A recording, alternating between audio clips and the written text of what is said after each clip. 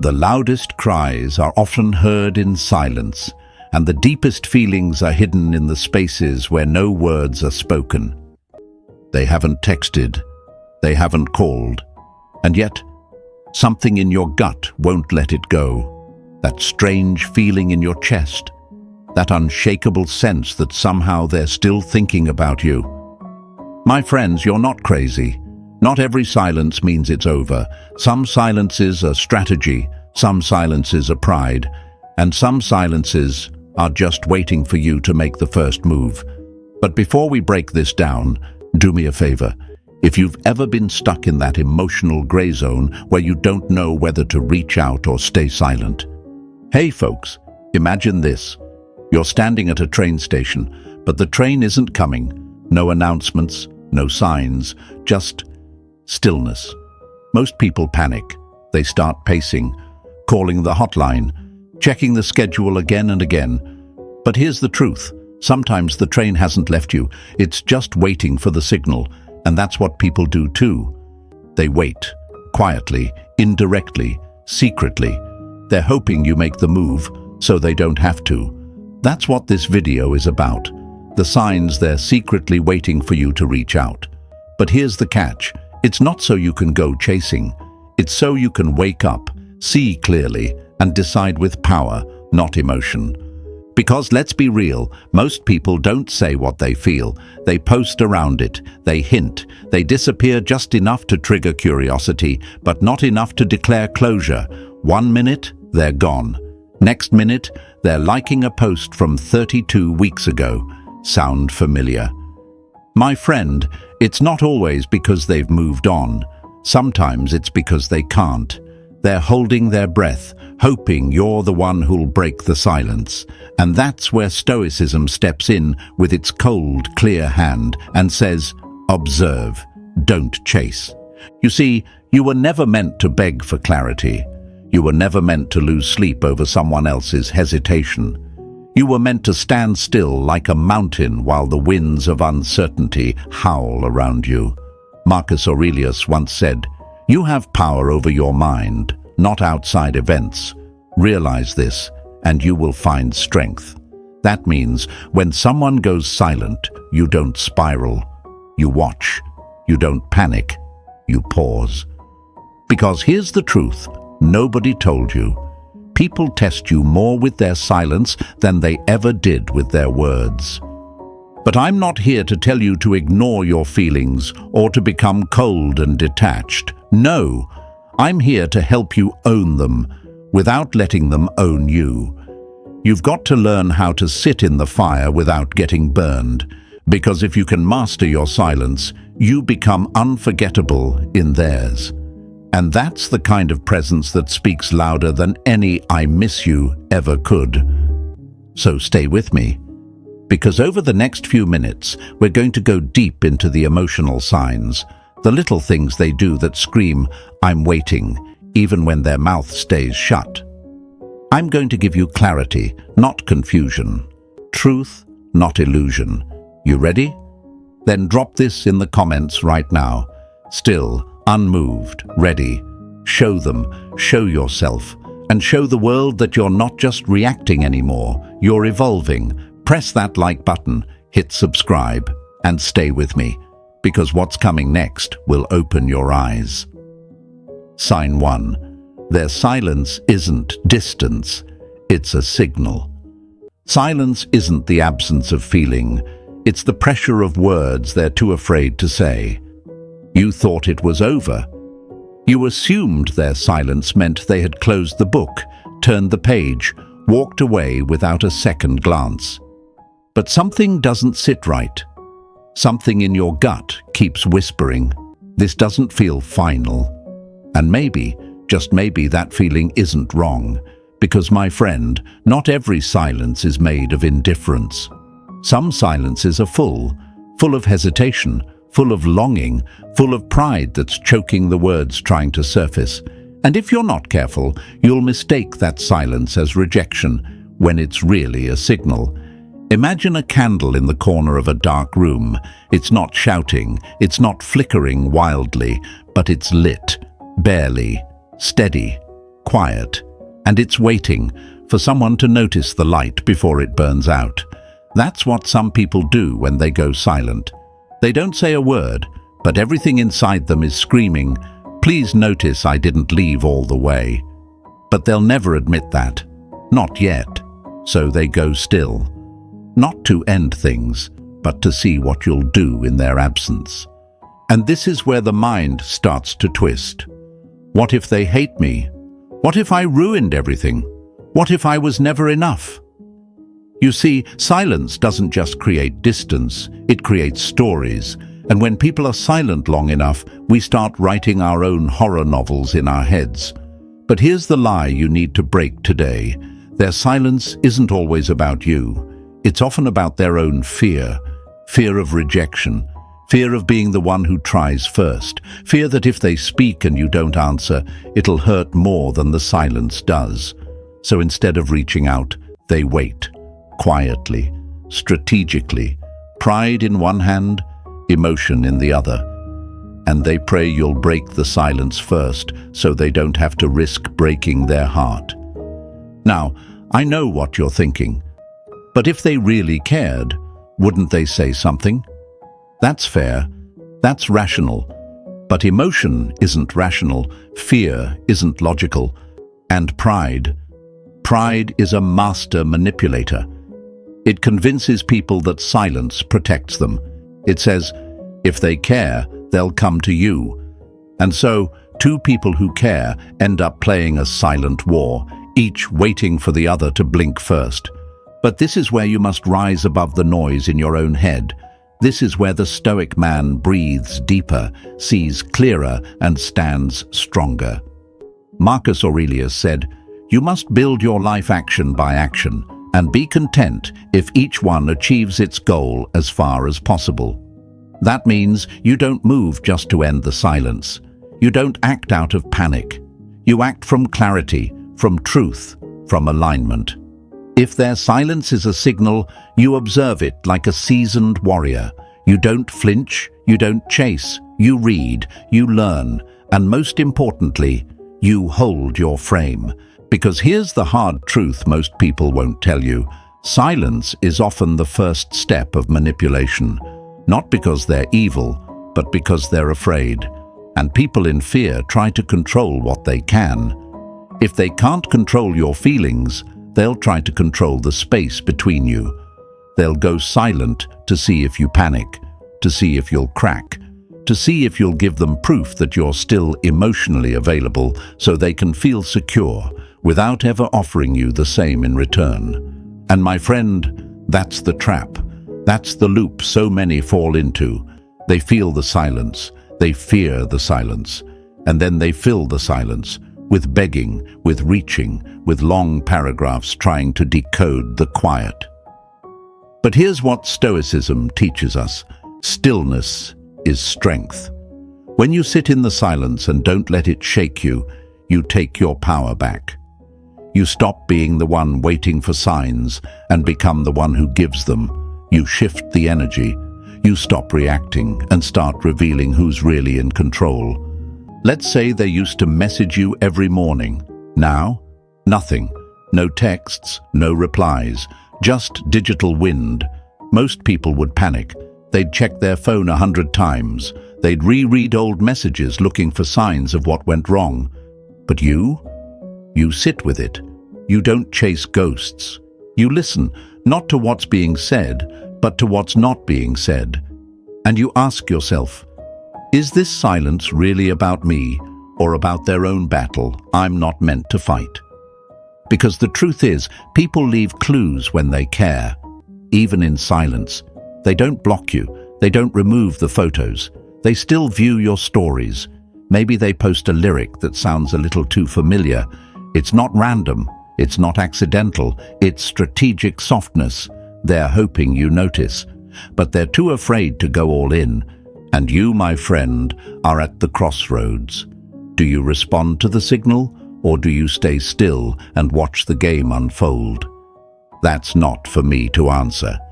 That's for your discipline to decide, because true power isn't in sending a message. It's in knowing why you are or aren't sending it. And when you live from that level of clarity, you stop fearing silence. You start mastering it. You stop reacting to the unknown and start leading with intention. And that, my friend, is what makes you unforgettable. So if you're in that place right now, if someone's silence has been ringing louder than words ever could, remember this. It might not be over, but that doesn't mean it's time to reach out, watch, learn, and most of all, don't break your own peace to decode their chaos. Drop this in the comments right now if you feel this in your soul. Silence speaks. I listen. Show them you're not the same anymore. Show yourself you've evolved, and show the world you no longer react to silence. You read it. Stay with me. Because the next sign, it's the one they leave when they still want you close, just not too close, and it's one you might already be seeing. Sign 2, they keep you just close enough. It's not rejection that confuses you, it's the breadcrumb trail they leave just to keep you starving. Let's not pretend it's over when their actions are still whispering otherwise. You've seen it, you feel it. They haven't messaged you, they haven't reached out, but they didn't disappear either. They didn't block you, they didn't unfollow, they didn't wipe you off the face of their digital world like someone trying to forget. No, instead, they left the door slightly open. And that, my friends, is no accident. That's a strategy. That's emotional limbo dressed up as self-care. They keep you close, but just close enough to feel them. Not enough to hold, not enough to build anything real again. But enough for you to stay watching. They're lurking in your orbit. They like your posts every now and then. They watch your stories but never reply. Maybe they repost a quote that's just vague enough to make your stomach twist. Maybe it's a lyric about someone missing someone, but they never tag you, never name you, never take accountability. It's like emotional Morse code, just enough to trigger your mind, just enough to keep the door creaking, but never wide open. Let's paint a picture. Imagine someone leaves the door of your house open just 2 inches, not enough to walk through, but enough to let the cold air in, enough to make you wonder, are they coming back? So you keep checking. You stare at that door. You stop living in the rest of the house because you're glued to that small crack of maybe. And now you're freezing, not because of the cold, but because you never made the decision to close it yourself. That's what they're doing to you, my friend, keeping you frozen in the hallway of what was. They're giving you just enough to doubt your own strength, just enough to keep you waiting. And if you're not careful, you'll confuse proximity with purpose. You'll think their lingering presence means something when really, it might just mean they haven't figured themselves out yet. Now, let me say this loud and clear. The door being open is not your invitation. It's their hesitation. There's a big difference, but most men don't see it. They rush in. They interpret every digital like as a green light. They read into every late-night story view as a silent cry for connection. And before they even realize it, they've re-entered a game where the rules are unclear, the scoreboard is broken, and their peace is now on the line. This is where Stoicism saves your soul. A Stoic man doesn't chase ghosts. He doesn't knock on half-open doors. He doesn't decode every breadcrumb left behind, because he knows breadcrumbs aren't a meal, they're bait, and he's no longer starving. He's no longer the man who needs crumbs to feel wanted. He's the man who's full on his own strength, his own peace, his own path. Let's go deeper. Why do they do this? Why keep you just close enough? Because part of them misses you, but the other part isn't brave enough to say it. So they settle for being seen by you, not held, not heard, just seen. It gives them the illusion of connection without the risk of rejection. It keeps their ego warm while they stay emotionally disconnected. They want to know they can still affect you, but they're not ready to meet you in truth. And that's where it gets dangerous, because you'll start reading into things that were never meant to be read. You'll reply to a post that wasn't even directed at you. You'll slide into their inbox because they left a comment on your picture from last year, and suddenly you've handed over your power. You've shown them you're still waiting, and they'll take that. They won't admit it, but they'll take that validation and walk away again. But here's where you shift. Right now, right here. You stop mistaking digital echoes for emotional intent. You stop assigning value to passive presence. You start seeing that being kept around isn't the same as being chosen. Let me repeat that for the ones in the back. Being kept around is not the same as being chosen. That's not love. That's insurance. That's keeping a seat warm in case they ever get lonely enough to come back. Epictetus said, "Freedom is the only worthy goal in life. It is won by disregarding things that lie beyond our control." That includes them, their indecision, their silence, their soft little digital stunts. None of it is yours to carry anymore. What you carry is your strength. What you protect is your clarity. What you build is your peace. So if they're still watching you, let them. If they haven't unfollowed, fine. But you don't need to respond to that. You don't need to perform just because they're still seated in the audience. You're not on stage anymore. You're backstage building the next version of yourself. Let them wonder what act is coming next, but don't ever stop the show for someone who didn't buy a ticket to begin with. My friends, this is your turning point. That half-open door? You can stare at it for months, or you can walk past it and build something better. You don't need closure from someone who left you confused. You don't need permission to move forward, and you definitely don't need likes, views, or digital hints to prove your worth. You are the proof. And if they're really meant for you, if the connection is real, they'll open the door fully. No games, no hesitation, no breadcrumbs, just truth. And if they don't, then you already know what kind of story they were writing. So take a breath.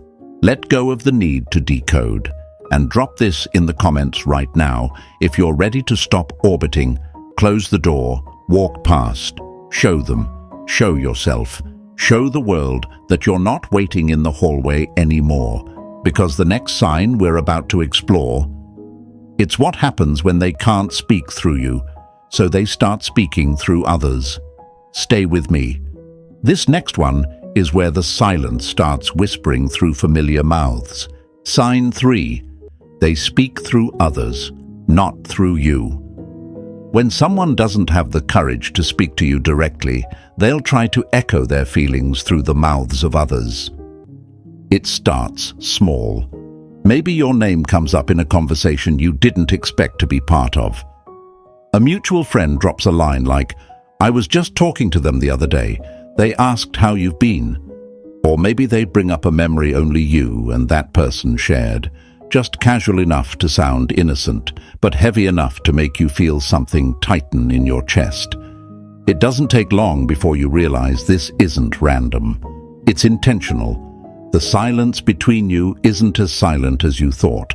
It's being translated through other people.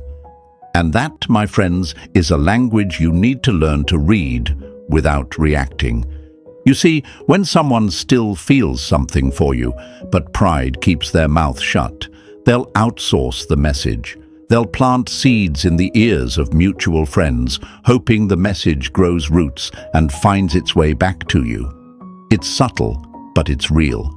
It's the emotional version of sending smoke signals instead of just lighting the fire.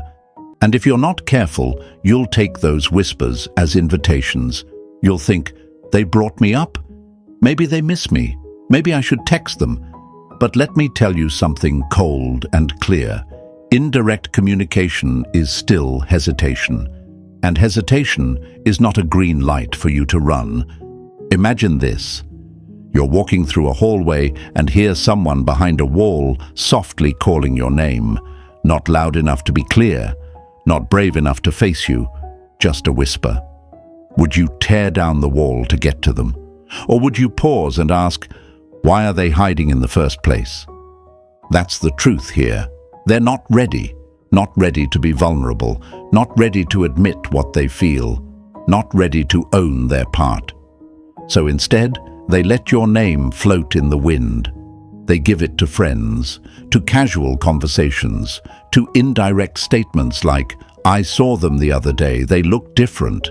And suddenly, you're being reeled back in, not by them, but by the possibility they create around you. Here's what Stoicism demands of you. Don't fall for possibility.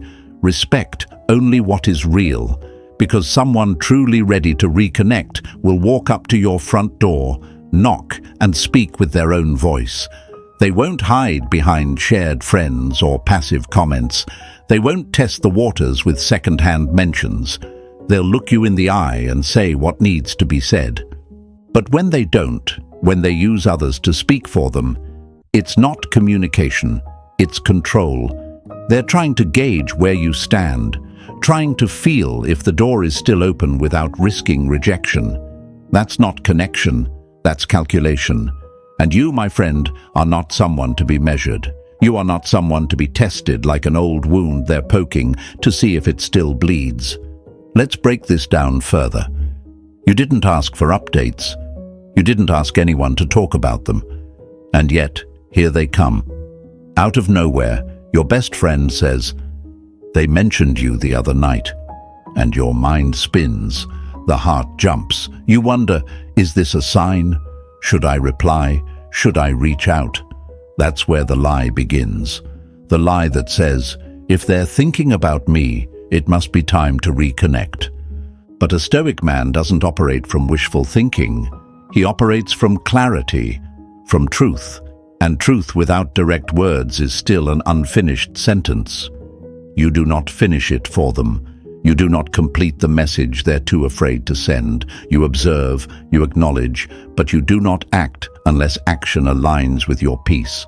Epictetus said, "If someone speaks ill of you rather than defend yourself, say, 'He obviously does not know me well, since there are so many other faults he could have mentioned.'" That same principle applies here. If someone speaks of you without speaking to you, understand they're still speaking from a distance, and distance doesn't deserve a reply, not until it closes itself by choice. Let's be honest, sometimes they're not even doing it intentionally. Sometimes it's their friend who can't help but bring you up. But that too is telling, because if they were truly over it, truly done, truly disconnected, your name wouldn't still echo in their circle. Silence would be silence. No mentions, no memory recalls, no casual name drops, just absence. But that's not what's happening here, is it? Instead, they're placing breadcrumbs in conversations and hoping you'll follow the trail. And what happens next is what happens to most people. They follow it, they text, they ask, they engage. And just like that, they hand the steering wheel back to someone who isn't even sure they want to drive. But not you, not anymore. The man you're becoming? He doesn't flinch at his name being whispered. He doesn't chase rumors or respond to smoke signals. He hears the echo, but he doesn't scream back, because he knows your value isn't confirmed by someone remembering you. It's revealed when you no longer need them to. So when a mutual friend brings them up, smile. Say nothing. Hold your center. Let that silence thunder louder than any words. Because that, my friend, is your power. The moment you stop reacting to being remembered, you become unforgettable. And I know it's hard. I know part of you wants to use that mention as a doorway. But let me remind you, a whisper through someone else's mouth is not a door. It's a window. And you don't crawl through windows anymore. You walk through doors that are opened directly for you, with truth, with courage, and with clarity. So if this is your moment, if you've heard your name carried by someone else's voice, if you've felt your heart quicken at a second-hand mention, take a breath, pause, and remember who you are. Drop this in the comments right now if you're choosing peace over paranoia. I don't chase echoes.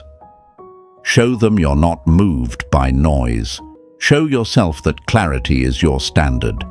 Show the world that you're not the kind of man who breaks when his name is brought up. You build when silence surrounds it.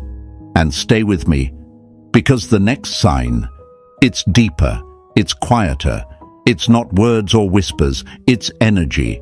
And if you felt that sudden presence, that strange pull, that unspoken return, you'll want to hear what's coming next. Sign 4. Their energy shows up before their words do.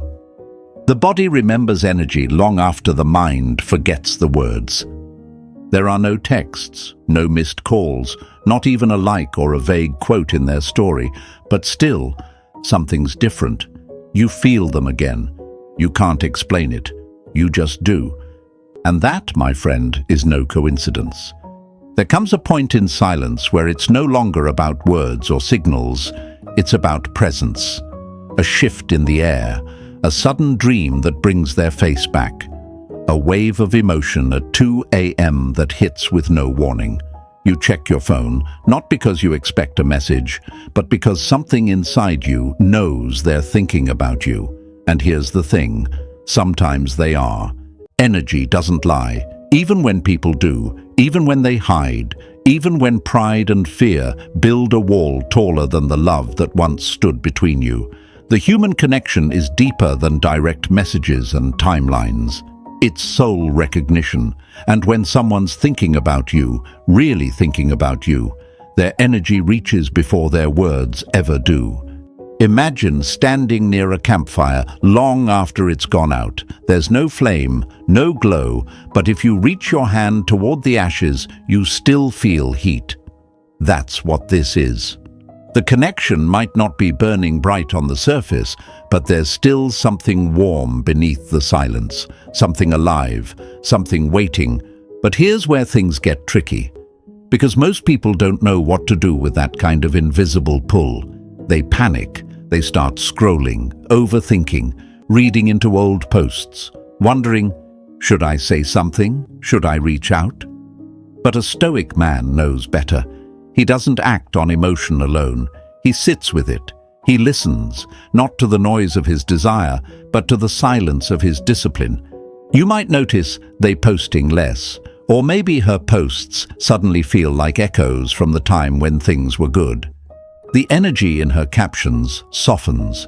The tone feels more familiar, not the cold, sharp edges of someone trying to prove they've moved on, but the quiet language of someone who's slowly turning back toward you in her spirit.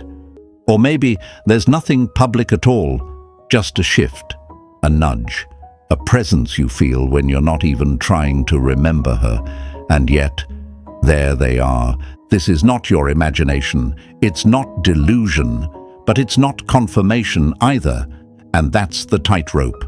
You must walk it without falling into either side. Don't deny the energy, but don't let it control your steps either. Stoicism teaches us we suffer more often in imagination than in reality. Seneca wasn't lying. That energy might be real, but it's not an invitation until it shows up in truth. And until then, you let it come. You don't run toward it.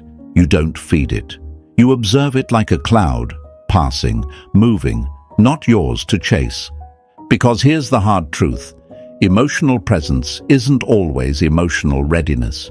Just because they're thinking about you doesn't mean they're ready for you. And just because you feel them doesn't mean it's time to go back. Sometimes they're only reaching for what you used to give them: comfort, safety, validation. Not because they've healed, but because they haven't found that same peace without you. And if you're not grounded in your purpose, you'll mistake their internal unrest for reconciliation. You'll feel them thinking about you and confuse it with progress. You'll act before they're ready to receive. And just like that, you'll break your stillness and step into chaos. So what do?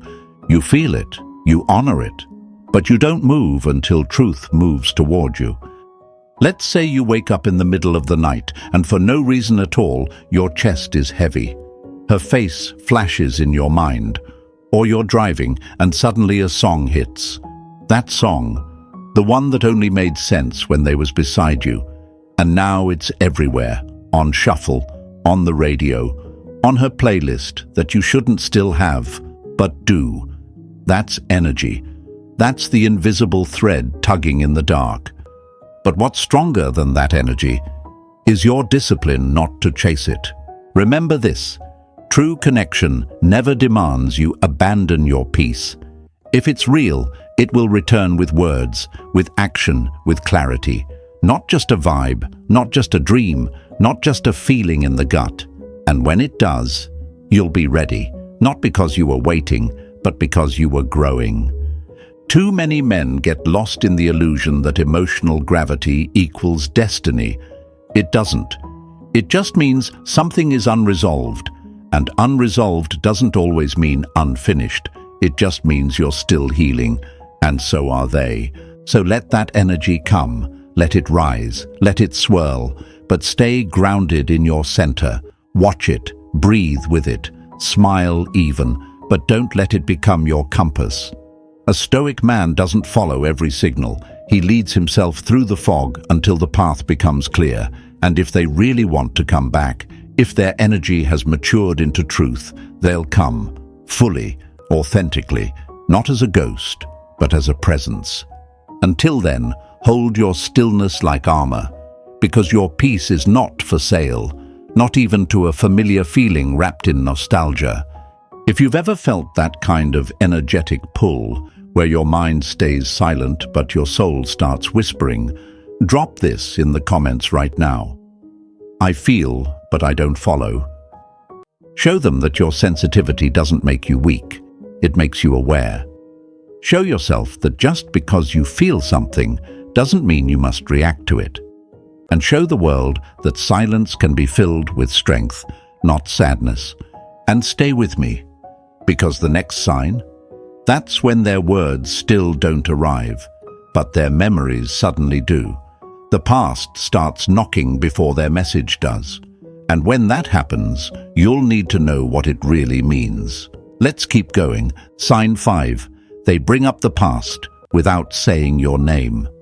When the past starts speaking louder than the present, pay attention. Nostalgia is a language people use when pride blocks their voice. They don't message you, they don't call, but suddenly, they start posting things you used to share.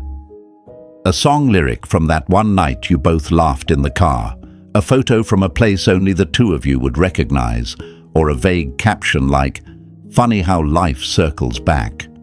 And you feel it, right there in your chest. It's not coincidence, it's calculated memory.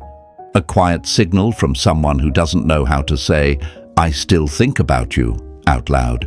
My friend, let me tell you something raw. People don't bring up the past unless they're still tied to it. When someone's truly moved on, they don't need to revisit what once was. They don't post the memories. They don't flirt with the echoes. They close the book, not just the chapter. But when they start resurfacing moments only you would recognize, it's not about showing the world. It's about showing you without ever tagging your name. And here's the trick. It's all subtle, because they're not brave enough to be direct. They don't want to risk you not responding. They don't want to seem like they're chasing you. So instead, they chase the memory of you. In public. Quietly. With just enough plausible deniability that they can say, "Oh, that wasn't about you," if you ever call them out. But you know better. You feel it. You're not imagining things. You're not overthinking. That song from 3 summers ago didn't just accidentally show up in their story. That throwback photo with no context wasn't a random pic. And that caption, that was a loaded message buried under casual words. But this is where you need to be dangerous, not desperate. This is where you need to see without chasing, because just because they remember you doesn't mean they're ready for you. Memory is not reconciliation, it's emotion with no direction. It's them looking backward while you're supposed to be looking forward. Now here's what most men do when this starts happening. They take the bait. They reply to the post. They send a, "Hey, that brought back memories" message. They reopen the door that was left half shut on purpose. And once again, they find themselves in emotional limbo, answering a call that was never directly made. Let me be very clear here. Indirect nostalgia is not an invitation. It's an emotional experiment. They want to see if you're still watching, if you still care, if you still bleed a little when the past comes knocking. And if you answer, you've just confirmed what they needed to feel validated, without them ever needing to give you clarity. That's manipulation through memory.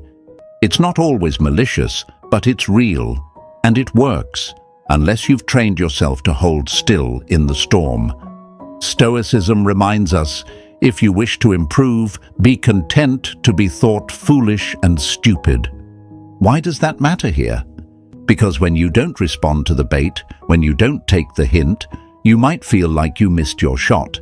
You might feel foolish. You might feel like they'll think you didn't notice. But here's the truth. You didn't miss your shot. You protected your peace.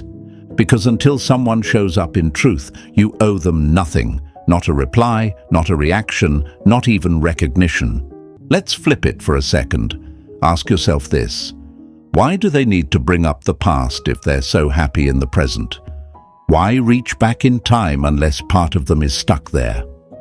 Here's the answer. Because the heart remembers what the mind tries to bury. And when you've been good to someone, when your presence was solid, calm, rare, they don't forget. Not even when they pretend to. Especially not when they pretend to. So when they start posting those old songs, those vague, you had to be there references, don't react. Reflect. Ask yourself, does this bring me peace or pull me back into confusion? Are they really missing me? Or just the version of themselves they had when they were with me? Do I want to return to the past, or was I just addicted to the familiarity of it? You see, sometimes they don't miss you. They miss the way you made them feel, the attention, the warmth, the safety. But that doesn't mean they're ready to build something better. It just means they're lonely in the present and romanticizing what they lost. And this is where most men slip. They confuse emotional reach with emotional responsibility. Just because someone is reaching for you emotionally doesn't mean you are required to grab their hand. You've done the work. You've pulled yourself out of emotional dependence. You've learned how to sit with yourself, how to grow in silence, how to observe without needing to control. Don't undo that progress just because someone remembered a sunset. Instead, acknowledge it silently, smile at the memory, let it warm you for a moment, but don't go chasing something just because it used to feel like home. Because the truth is, you're not the same man who left that memory behind. You're stronger, quieter, more grounded, and when someone starts reaching back toward you, they'd better be ready for the man you are now, not the boy they once knew. So if they're bringing up the past, let them. If they're dropping hints, let them. If they're speaking through nostalgia, let them. But you stay still, you stay rooted, you stay focused, because the man who doesn't flinch when the past knocks, that's the man who's already met the future. If you've ever felt that moment, where someone brings up what you used to share without saying your name, drop this in the comments right now. I remember, but I don't return. Show them you're not easily pulled. Show yourself that your clarity is louder than their curiosity. Show the world that you're not someone who's waiting on a ghost. You're someone who builds beyond what used to be. And stay with me, because the next sign we're about to explore, it's when they go from posting memories to posting happiness. But this time, it doesn't look real. It looks like performance. And if you've seen that show before, you're going to want to hear what's coming next. Sign 6. Their happiness looks like a performance. When someone has to prove how happy they are, it's usually because they're not. Suddenly, they're glowing online, loudly, publicly. Every story is a highlight reel. Every post radiates self-love. Healing, they caption it. Unbothered, they tag it. New hobbies, new people, a selfie with that strange forced grin that says, "Look at me, I'm fine." But you feel it. You feel the shift. Not because they're actually at peace, but because they need you to see them pretending to be. My friend, when peace is real, it doesn't have to be posted, but when pain is unspoken, it gets dressed up as a performance. There's a difference between someone moving on and someone trying to look like they've moved on. The first is silent, mature, natural. The second is strategic, loud, almost theatrical. And when you know what to look for, the signs are everywhere. They didn't message you, but now they're posting every day. They didn't say goodbye, but now they're writing captions that sound like they're trying to convince the entire world they've leveled up overnight. I've never been this happy. Sometimes letting go is growth, energy unmatched. And yet, underneath all that noise, there's a frequency only you can hear. That subtle tension in their eyes, that nervousness hiding behind the filters, the moments between the posts, the forced laughter in the background of a clip that doesn't quite land. You know them, you know their real energy, and what they're showing now, it doesn't match. Here's what most people don't get. Healing is quiet. Growth is sacred. Peace doesn't need applause. You don't see monks bragging about their inner stillness on Instagram. You don't see warriors showing off their scars for likes. Real transformation doesn't announce itself. It reveals itself, gradually, silently, authentically. So when someone is suddenly parading their joy after weeks or months of silence, it's not always because they're better. It's often because they're trying to win. Win the breakup, win the narrative, win your attention back without ever having to send a text. That's not healing, that's a highlight reel designed for one person, you. You ever seen someone smile so hard it looks like their face might crack? That's what this is. They're performing for friends, for followers, but especially for you. Because deep down, they want to know one thing. Are you still watching? Let's talk about why this happens. When people walk away before they're emotionally ready, they carry guilt. When they leave without closure, they carry confusion, but they don't want to face it. So instead, they dress it up as confidence. They throw themselves into a frenzy of distractions, gym selfies, quotes about being that girl or that guy, reels about cutting toxic people, and all of it is coded.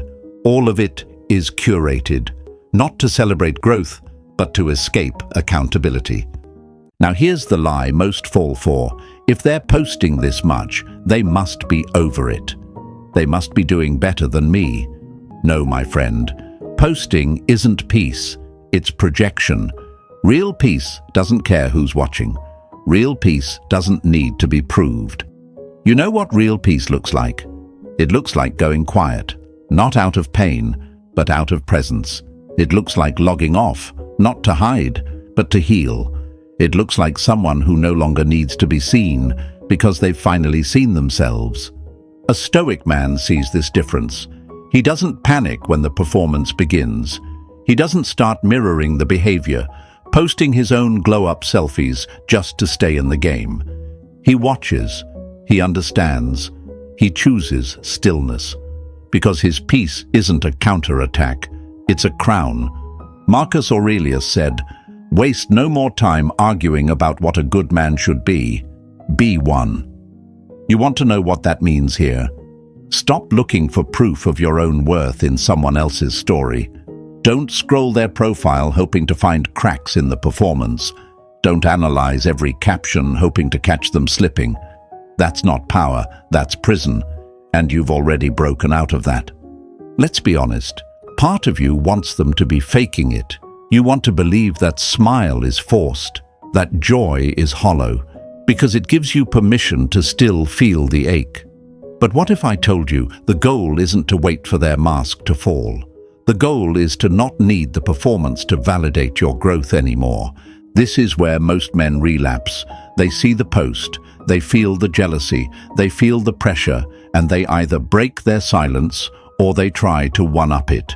But that's not discipline, that's desperation in a new outfit. You are not in competition with someone's curated illusion of happiness. You are not running a race against someone else's coping mechanism. You are building a life that doesn't need to be posted to be powerful. So what do you do when their happiness looks fake? Nothing. You don't react. You don't respond. You don't flinch. You let the performance play out without clapping, without booing, without even blinking. Because here's the plot twist. The moment you stop checking to see if they're pretending is the moment you finally stop pretending too. You don't pretend to be over it. You don't pretend to be unbothered. You just are, quiet, grounded, focused, alive. And that, my friend, is the kind of presence that doesn't need a caption. That's the kind of energy that doesn't chase or perform. It just is. If you've ever watched someone post their healed era and felt that tug in your chest, drop this in the comments. Real peace is silent. Let it be your reminder. Let it be your anchor. Show them you're not playing the game anymore. Show yourself that your growth doesn't need a gallery. Show the world that your silence isn't sadness, it's self-respect. And stay with me, because the next sign, it's even subtler. It's not about what they post.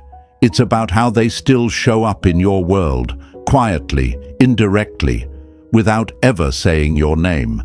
And that kind of lingering, that's where we go next.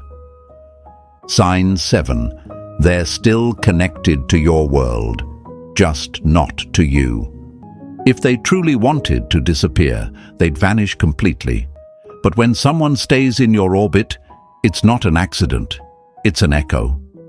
They haven't texted you, haven't called, haven't said a word. And yet, they're still there, quietly, in the background, lurking in the shadows of your digital life, watching your stories, liking your cousin's post, still following your sister, still showing up at the gym you both used to go to. You're not talking, but they're not gone either. And that, my friend, is what I call a soft tether. Not a rope, not a bond, just enough of a string to keep a psychic pulse on you. Enough to still be connected to your world without having to face you directly. And don't get it twisted, this is not coincidence. It's choreography, carefully timed, gently maintained, and absolutely intentional. You see, when someone wants nothing to do with you, they disappear. They cut ties, they remove themselves from your digital world and your physical one. There's no curiosity, no breadcrumbs, just absence. But when someone keeps those strings intact, when they still peek into your life, even from a safe distance, that's not detachment, that's monitoring, that's emotional surveillance disguised as silence. Imagine walking into a room and feeling someone watching you through a one-way mirror. You can't see them, but you feel the heat of their gaze. That's what this is. The follow hasn't gone away. The occasional mutual friend still gets likes. Maybe even your dog's account. Yeah, they're still there. Not knocking. But not leaving either. Why? Because part of them wants to know if you're still there. If you've moved on. If you're happier without them. If your light still burns for them, even if you've gone silent. It's control without contact, connection without commitment. And here's where it gets dangerous. Because if you haven't trained your mind, you'll take their digital footprints as a sign that the door is still open. You'll think, if they didn't unfollow me, maybe they still care. You'll wonder, if they liked that post about healing, maybe they're trying to reconnect. And boom, you're sucked back into a game where the rules change every day, but the pain remains constant. This is where Stoicism must become your sword. A Stoic man doesn't follow hints, he follows principles. He doesn't react to passive proximity. He doesn't spin stories around likes, views, and subtle taps. He observes, he notes, but he doesn't move unless movement serves his peace. Marcus Aurelius wrote, "The tranquility that comes when you stop caring what they say, or think, or do, only what you do." And that's your power here, what you do, not what they see, not how they linger, not who they watch, what you do with your attention, with your presence, with your energy. Let's say they view your story every single day, but they haven't messaged in weeks. Why? Because watching you costs them nothing. Reaching out would require courage, ownership, vulnerability, and that's a price not everyone is willing to pay. So they settle for crumbs, for glances, for staying on the edge of your world instead of walking back into it fully. But you're not built for half-hearted returns. You're not here to be half followed, half thought of, half missed. You're here to be chosen fully, or not at all. Let's break the illusion right now. Just because someone hasn't left your life completely doesn't mean they're ready to return to it. Connection does not equal commitment. Presence does not equal intention. Being seen is not the same as being held. This is where most men fold. They get that notification and suddenly they're back in the maze, back in emotional purgatory, reading into every shadow move.